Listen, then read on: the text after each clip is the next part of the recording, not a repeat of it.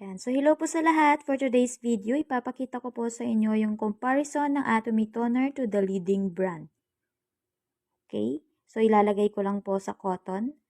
At yung cotton po yung nagre-represent sa ating skin.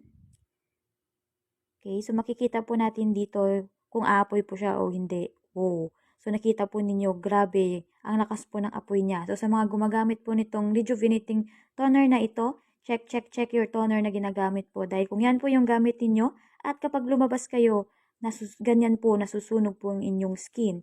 Lalong-lalo na kapag wala po kayong sunscreen. So, ngayon naman po, makikita po natin dito sa ating The Fame Toner kung aapoy po siya. Ayan, sindihan po natin.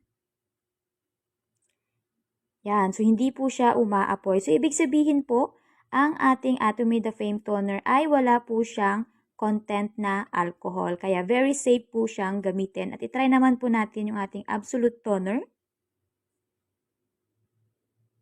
Ayan. So, sindihan po natin kung aapoy din po siya.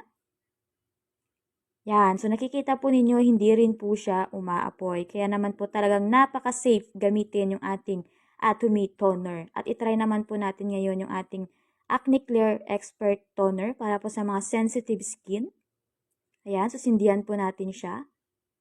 Wow! Hindi rin po siya umaapoy. Kaya very recommended talaga yung